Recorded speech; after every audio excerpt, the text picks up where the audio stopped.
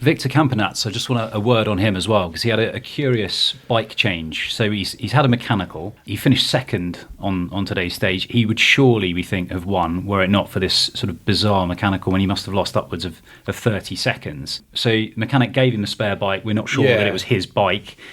He didn't then wait for him to get on the bike before pushing him. So he's pushing Campenaerts while he's... The best scenario I can see now, knowing a bit more about it, because I think I was having my lunch and didn't watch it, you quite often decide, so the mechanic will say to you in the back car, if you punch in the first 5-10k, we'll change the wheel, because the wheel change tends to take longer. Yeah. Anything after, we do the bike. You happy with that? And you'd say, yes, we do that, yeah. So in the final, they may have said, any problems you have on the last climb, do you just want your road bike? And he'd have said, yeah, we don't want to put you on another time trial bike just to do the last climb. That might have been agreed. The mistake came from, it was in a 53.11. And you'd have thought if that was planned, the mistake came that they should have put the gear down ready to him to ride. And the mechanic wasn't really helping. Was he helping? It kind of was just a big mess. And we think he's lost the stage because of it. Well, it was the fans who gave him a push in the end, because the mechanic was running back. Yeah, to so I mean, we just don't know, do we? I mean, it is a cock-up, you know, in uncertain terms. And Lotto have lost another stage win there, really, haven't they? And this is what we were saying on screen this morning about how meticulous some teams are with every detail. You're taking this gel at this hour, you're taking this bicarb if you're bicarb, and you're taking this fuel-in strategy. And we were saying that Rod would do that for Sky, and he'd be come in for Tour de France days. So he wouldn't be on the tour for 3 weeks. He'd come in, Rod's here for the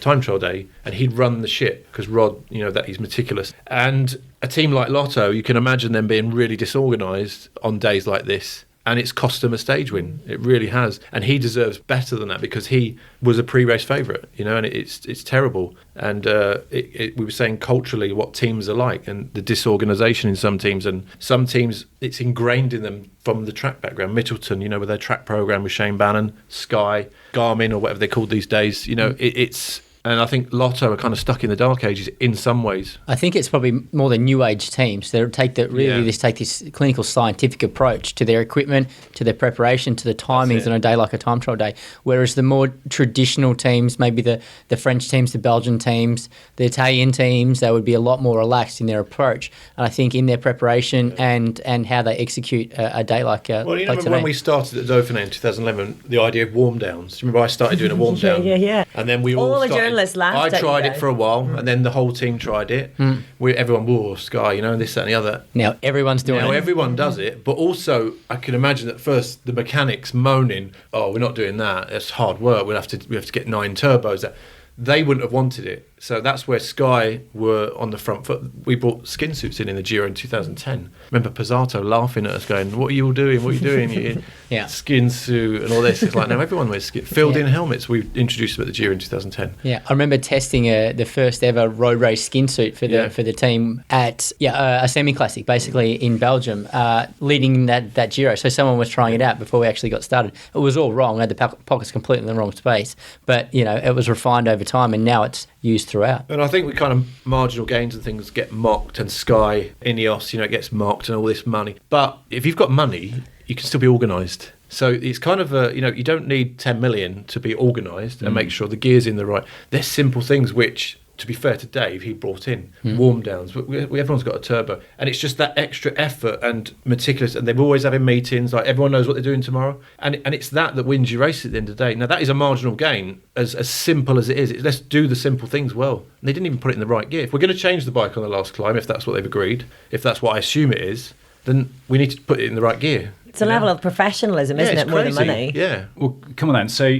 that's the difference between what you can get with money and what you can get with actually paying attention to these don't take details. Money. That is just being meticulous. So you take Dave Brailsford and you put him in a team that has half the budget of Team Sky. Is he going to do as well? Put it this way, if that had happened at Sky, someone would probably lose their job. He wouldn't stand for it. And what do we think the that's might be? brutal, but that's like, okay, someone else could do that better. We can't afford for that to happen. Would that happen straight away? Would it happen like that evening, right? You're on the train home, or would they wait until the end of the race? It would be the guy would go home and it's just like, well, we never use him again. And it almost wouldn't happen. You know, the ethos in that team is so intensely professional, you know, and that filters right down to everybody on the team, every soigneur, every mechanic, everybody knows this is the level that you work at if you want to be in this team. It's the clarity. Everyone knows what they're doing. I think that's you know what everyone knows their role. You do your job, and everyone else. You don't try and do someone else's job.